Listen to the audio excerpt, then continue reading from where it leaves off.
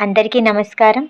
మీరిప్పుడు వినబోతున్న కథ గుడిపాటి వెంకటచలం గారు రచించిన పురూరవ. చలం గారు ఈ రచనని 1947-48 మధ్యకాలంలో రాశారు. ఆయన రాసిన కాల్పనిక సాహిత్యం అంతటిలోనూ ఎంతో గొప్పది ఈ రచన. ఇందులో చలం గారు ఆనందమే శాంతి అని, అటువంటి శాంతిలోనే ఆనందం ఉందని నిరూపిస్తారు. అసలీ పురూరవుడు ఎవరు? పురూరవుడు చంద్రవంశానికి చెందిన ఒక రాజు. తల్లిదండ్రులు చంద్రవంశ సంజాతుడైన బుధుడు, మనువు కూతురైన ఇలా. పురూరవుడు మంచి అందగాడు, పరాక్రమవంతుడు కావడంతో ఆయన కీర్తి దేవలోకానికి కూడా పాకింది. ఇంద్రుడు అవసరమైతే అప్పుడప్పుడు పురూరవుని సహాయం కోరేవాడు. ఇప్పుడు మీకు చెప్పబోయే కథలో ఊర్వశి, పురూరవులు ఇద్దరే పాత్రలు. దేవలోకపు వాసులు భూలోకపు వాసులతో ప్రేమలో పడటం అన్న ప్రస్తావన భారత పురాణాలలో సర్వసామాన్యం.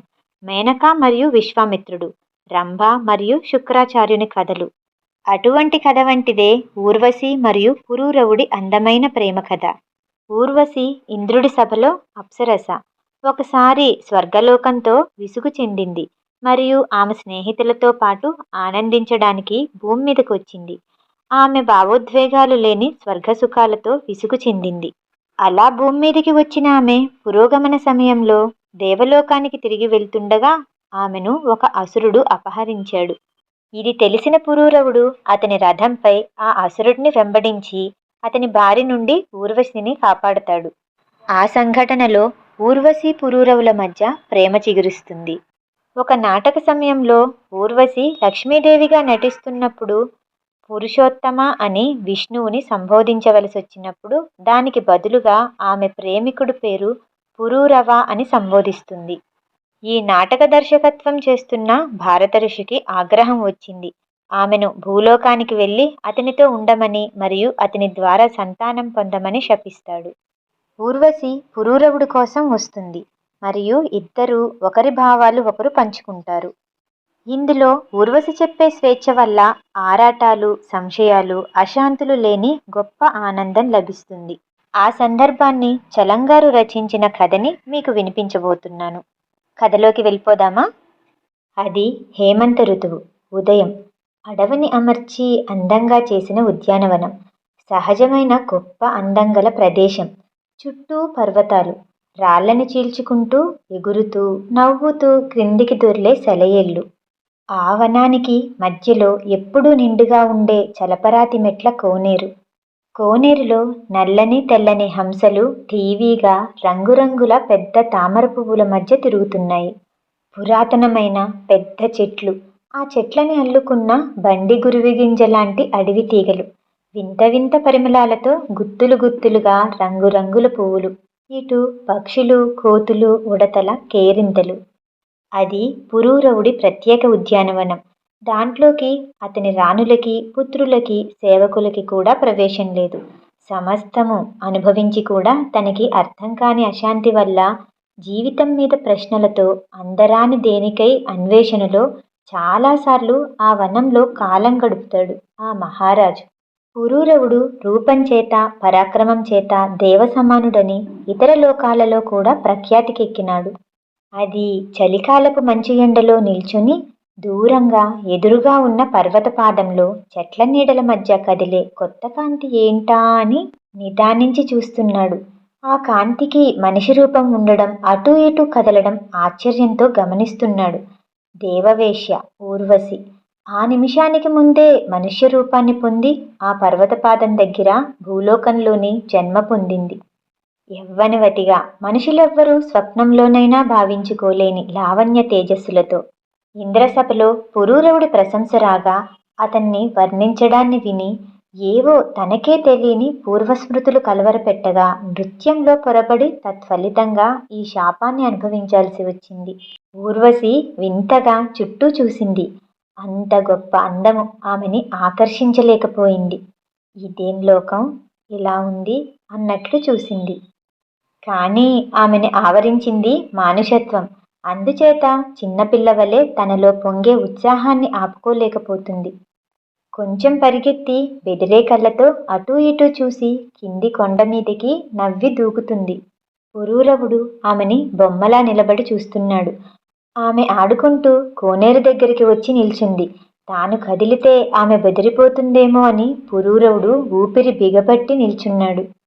ఆమె మెట్లు దిగి నీళ్లవైపు వంగి తన నీడని చూసుకొని నవ్వుకుంటోంది. అవతలి ఒడ్డు నుంచి నీళ్లల్లో ప్రతిఫలించే పురూరవుడి ఆకారం ఆమె కంటపడ్డది. ముందు ఆశ్చర్యం, తరువాత ఏదో ఆమెకే తెలియని జ్ఞాపకాలు, అంగీకారం, సంతోషం. నీళ్లల్లో ఆమె చూపు అతని చూపు కలుసుకున్నాయి.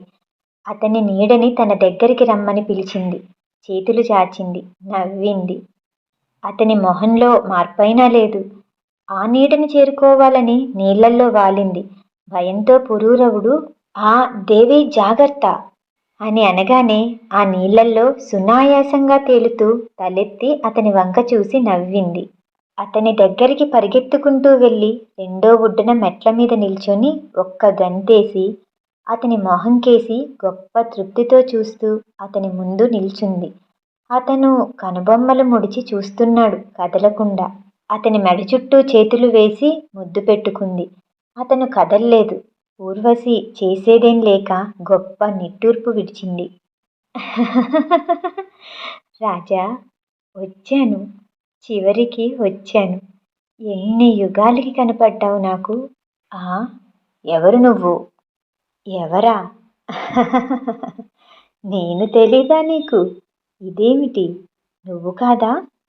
అవును, నువ్వే. నాకు ఇంత స్పష్టంగా తెలుస్తుంది. ఏం తెలుస్తుంది నీకు? ప్రియా, ఏమీ లేదు. ఎవరు నువ్వు? చెప్పమంటే చెప్పవే. నేనెవరు? నాకు తెలీదు. ఎక్కడి నుంచి వచ్చావు? ఎక్కడి నుంచా?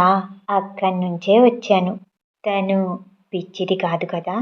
ప్రియా, నిరంతర నా కోసమైన నీ ఆహ్వానం, నీ అన్వేషణ నేను వినలేదనుకుంటున్నావా?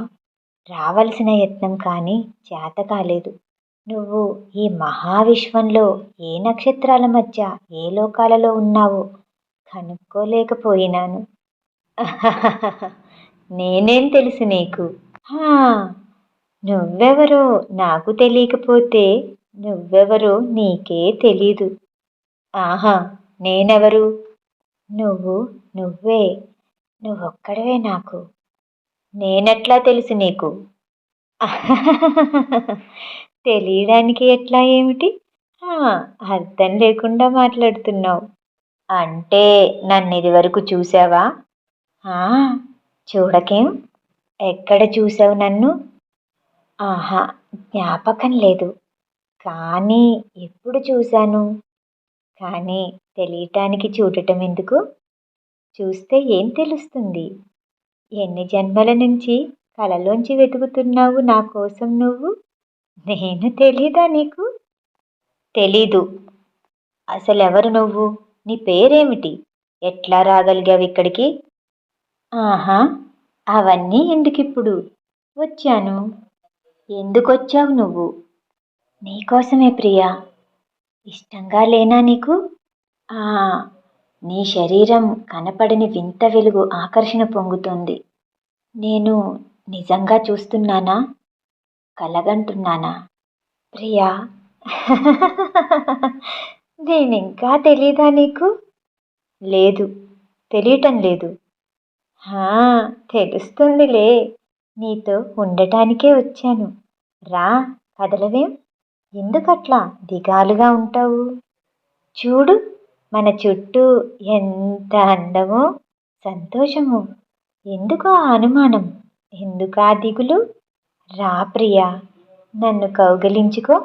ఎంత గొప్పగా ఈశ్వరుడి వలె, మన్మధుడి వలె కనపడతావో. ఏమిటి నీలోని సంశయం? నిన్నెవరో శపించారు కావోలు. పాపం, భయపడకు. నేను వచ్చాను కాదు, నన్ను నమ్ము. నీకింకా ఏ వ్యాపకాలు రానేను. నేనిస్తాను కాదు, నువ్వెన్నడూ ఎరగని ఆనందమథనం. నేను లేకపోతే కదలవు కదా. నా కోసమే ఇలా దిగులు పడిపోయావు. ఎవరు నువ్వు? ఆ మాటలు మానే. నువ్వెవరో, ఎట్లా వచ్చావో చెప్పు. మామూలు మొహరీలకు అలవాటైన నీ మనసు నా నిశ్చల తన్మయత్వాన్ని అనుమానిస్తుంది. కామాన్ని అవసరాన్ని ఎరగని ప్రేమ నీకు అర్థం కావటం లేదు. రాజ్యైశ్వర్యాన్ని పంచుకునే కుటిలమైన ఉద్దేశంతో నన్ను పంపించే తంత్రం అనుకుంటున్నావు. అదంతా వద్దు. వెళ్ళిపో. ఎవరు నువ్వు? ఇక్కడి నుండి వెళ్ళిపో. వెళ్ళనా? నిజమా? పాపం, నేను కనపడక ఎంతేడుస్తావో. ఎన్ని జన్మల నుంచి నా కోసం తపిస్తున్నావో నీకు తెలుసా? నేను లేనిది నువ్వేమిటి? ఆగు. ముందే ఈ మాటల పన్నాగం ఎవరు నేర్పారు నీకు? వెళ్ళు, నాకు కోపం తెప్పించకు. ఏం లోకమో ఇది! నా మనసులో ఇంత స్పష్టమైన ఈ అనురాగానికి, ఈ ప్రపంచ రీతులకి ఇంత వైషమ్యమేమిటి? ఇంత అంధకారం, క్రూరత్వం నిన్నెలా ఆవరించాయి? ఊర్వశి మెల్లగా వెనక్కి వెడుతుంది. అతని వంక చూస్తూ జాలిగా నీళ్లల్లో దిగి వెళ్ళిపోయింది. అప్పటికి అతను తేరుకొని ముందుకు నడిచాడు. ఆమె కనిపించకుండా వెళ్ళిపోయింది. అతను ముందుకు నడవబోయి నీళ్లల్లో దిగబడి రా రా అని అంటున్నాడు. ఆనాటి రాత్రే 1 గంటకి. పురూరవుడు చంద్రుడికేసి చూస్తూ, అబ్బా, ఇంకా కనపడవా? గట్టిగా పిలుద్దామంటే నీ పేరేంటో తెలీదు. నిట్టూర్పు విడిచి ఒరిగి నిద్రపోతున్నాడు. ఊర్వశి నెమ్మదిగా వచ్చి మోకరించి అతన్ని ముద్దు పెట్టుకుంది. నిద్రలోనే చేతులు చాచాడు ఆమె కోసం. ఆమె అందలేదు. ఆమె వెళ్ళి ఏటి నీళ్లల్లో నించుంది. అతను మేలుకున్నానా లేదా అని ఆశ్చర్యపోతున్నాడు.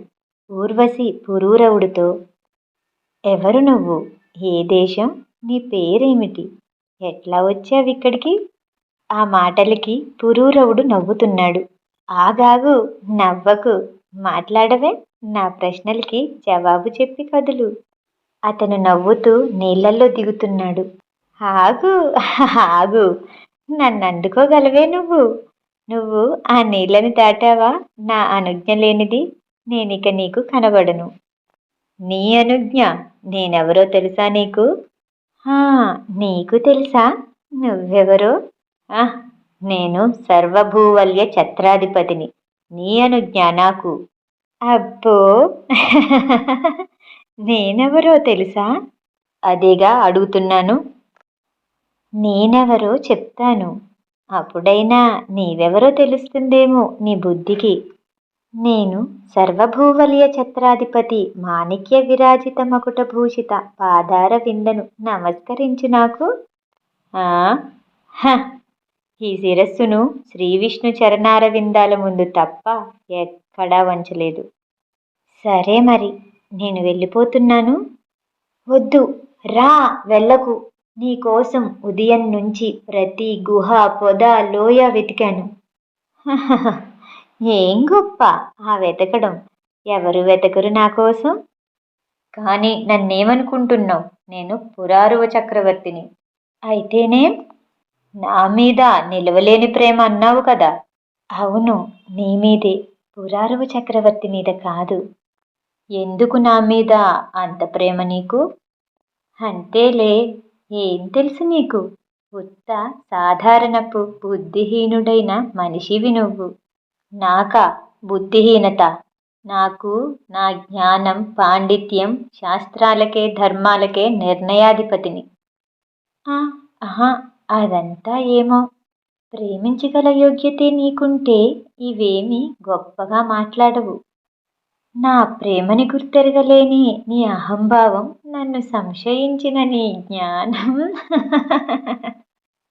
సరే సరే, నువ్వు నాకు కావాలి. కావాలి? ఎవరికి అక్కర్లేదు. ఏమిటా పొగరు నీకు? పో ఇక్కడి నుంచి. వెళ్ళిపోనా? వెళ్తే వెతుకుతావు 1000 ఏళ్ళు. అవునులే, నాకు నీ మీద ఇష్టమని ఒప్పుకున్నానుగా. నాకేదో చాలా ఉపకారం చేస్తున్నట్టు, జాలిపడినట్టు అనుకుంటున్నావే. కాక ఇంకేమిటి? నా మీద నీకు అంత ప్రేమ కావడం వల్లే. మరి నీకు నా మీద? చెప్పాను కదూ, ఇష్టమని. అంతేలే, నువ్వు పాపం. నేనవసరమైతే నువ్వేరా? పురూరవుడు నీళ్లల్లో దిగడానికి సంసిద్ధుడవుతున్నాడు. ఆ బట్టలు హారాలు అన్నీ తీసేసిరా. ఎందుకు? నా దగ్గరికి రావటానికి. ఏమిటి? నన్ను పురారువ చక్రవర్తిని? అవన్నీ మర్చిపో. నువ్వేమి చక్రవర్తి కాదు. అవన్నీ నీ రాజధానిలో. నీ బట్టలు హారాలతో పాటు నీ అహంకారాన్ని కూడా ఇక్కడే వదిలేసిరా. నన్నెవరనుకుంటున్నావు? నేను చక్రవర్తిని. నా ముందు కాదు. ఇదిగో చెబుతాను విను.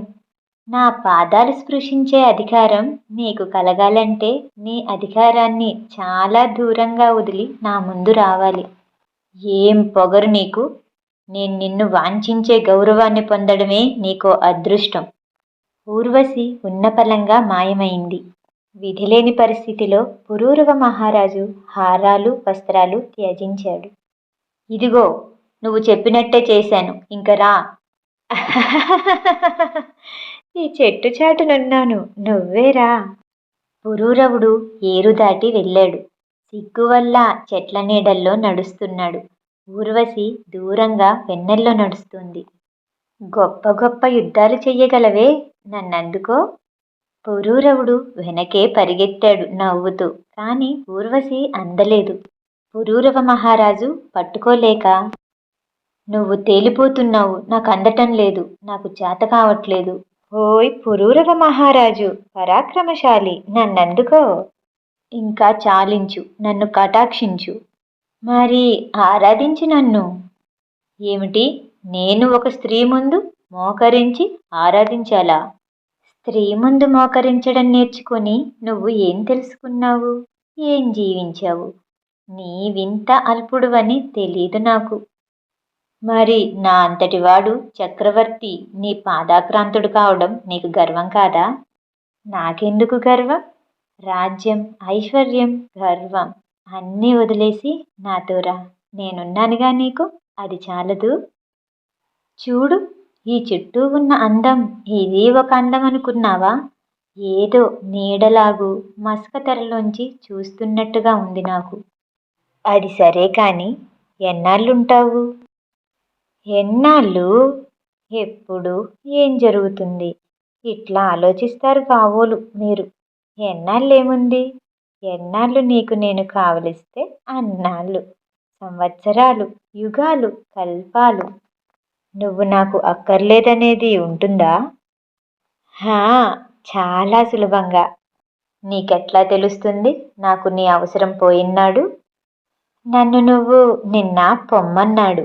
ఇంకా అంతకు పూర్వం నాకైనా నీ అవసరం నాకెట్లా తెలిసింది? అట్లానే. ఏం చేశావు చెప్పు ఇన్నాళ్ళు? యుద్ధాలు చేశాను, రాజ్య పరిపాలన చేశాను. మరి ప్రేమించావా? ఆ, అనే అనుకుంటున్నాను. ప్రేమించిన వాడివి నా ప్రేమని గుర్తించలేకపోయినావా? ప్రేమ వల్ల నీకేమొచ్చింది? ఏమొచ్చింది అంటే సుఖం. ఇంతేనా? నరకం వచ్చిందా? విజ్ఞానం కలిగిందా? లేదు. ప్రేమంటే నీకేం తెలుసు? నీ దృష్టి ఇంకా ఇంత విశాలం కాకుండా ఉంటుందా నిజంగా ప్రేమిస్తే? నాకు ప్రేమను బోధిస్తావా? అవును. నాకు నువ్వు చాలా స్పష్టం, నీకు నేను చాలా అస్పష్టం. నీవేవేవో చేశాను, జ్ఞానం అర్జించాను, సుఖం అనుభవించానని అనుకుంటున్నావో? నీలో ఉన్న అగాధమైన అంతర్యాలు నీకు నేను అర్థం చెయ్యగలిగినాడు నీకింతవరకు జీవించలేదని నీకు తెలుస్తుంది. మర్నాడు తెల్లవారుజామున తలుపు వెనుక నుంచి వైకాలికులు వాయిద్యాలు వినపడుతున్నాయి. ఊర్వశి పాదాలు ఆ వాయిద్యాలకి తాళం వేస్తున్నాయి. కానీ ఆ శబ్దాన్ని భరించలేకపోతుంది. ఆ వాయిద్యాలు వింటున్నావా? వింటున్నాను. నా చెవులకి కర్ణ కఠోరం. ఆగమను. ఆపిస్తే వాళ్ళు చాలా నొచ్చుకుంటారేమో. నొచ్చుకొని నువ్వు నొచ్చుకోవటం లేదా? ఆపించు. అవి రాజలాంఛనాలు. ఇంకా ఒక్క నిమిషం వీల్లేదు. అబ్బా, ఎంత మోటుతనం నీ చెవులకు. వెళ్ళు, ఆపించు. వెడతాను. వెడతావా? నేను వెళ్ళనా? పురూరవుడు వాయిద్యాలు ఆపించాడు. దూరం నుంచే ఆమె నృత్యాన్ని చూస్తున్నాడు. ప్రియా, ఇలారా, నిన్ను చూస్తుంటే నిన్నటి నా కల ఇవాళ నిజమైనట్టుంది. ఇంతకు నువ్వెవరు? నేనెవరా తెలియట్లేదు నీకు? నీ ప్రియురాలిని. నేను అనేది తప్ప నీ మనసు నుంచి అన్నీ దూరం చేసుకో. చూడు, ఈ అందమంతా నేను, సమస్తము నేనే. నమ్ము నా మాట, నాలో ఐక్యమైపో. నిన్నటి కల నిజంగా మెలకువలో జరిగింది ఇవాళ. ఇప్పుడు మన దేహాలు లేవు, మనమున్నాం. కాదు, మనం లేము, ఉత్త ఆనందమే ఉంది. ఇంతలో ఎవరో తలుపు దగ్గర తచ్చాడిన అలికిడి. ఎవరది? ఎవరది? "ఉమ్, ఎవరో పోనిద్దు, ఎవరో ఒకసారి చూడనిద్దు." అబ్బా, ఎవరైతే పోనీ. అలా కాదు, వాళ్ళు ద్రోహం చేయతలిచారు. ఈ రాత్రికే అపాయం. అబ్బా వద్దు, వెళ్ళకు, ఏం కాదు. ఊర్వశి వద్దు అని చెప్తున్నా వినకుండా పురారవుడు ఆ వచ్చిన మనిషిని తన కత్తితోటి ఖండిస్తాడు. పురూరవా, నేను వెళ్తున్నాను. ఆగు, అపరాధిని నేను. నా శాపం గడువు తీరింది. నాకన్నా, నా అనుజ్ఞ కన్నా నీ ప్రతాపం అధికమైనది నీలో. అలా చేయకపోతే వాళ్ళు నిన్ను చంపేసేవాళ్ళు. నన్ను చంపలేరు వాళ్ళు. నాకడ్డుపడ్డా నిన్ను చంపేవాళ్ళు. అప్పుడు నువ్వు నాతో స్వర్గానికి వచ్చేవాడివి. ప్రియా, విను, నేను ఊర్వశిని. ఊర్వశివా, ఇన్నాళ్ళు దాచావా? పాపం, గొప్ప విరహంలో అనేక సంవత్సరాలు మదనపడాలి నువ్వు. అది మరణం వరకు. అదెంతసేపు? నేను వస్తున్నాను. ఈ కత్తితో ఆగు, లాభం లేదు. నీ సహజ సమయ మరణం వరకు నేనెట్లాగో అందను. నన్ను విడిచి వెళ్తున్నావా ప్రియా? ఈ సృష్టి, ఈశ్వరుడు ఎంత వాస్తవమో నా ప్రేమ అంత వాస్తవం. నన్నందుకోగలిగే వరకు నన్నే తలుచుకో. నేను వెళ్తున్నాను. ఒక పౌరాణిక కథ చెప్పటం ఇదే మొదటిసారండి. ఇందులో ఏమైనా తప్పులుంటే క్షమించగలరు.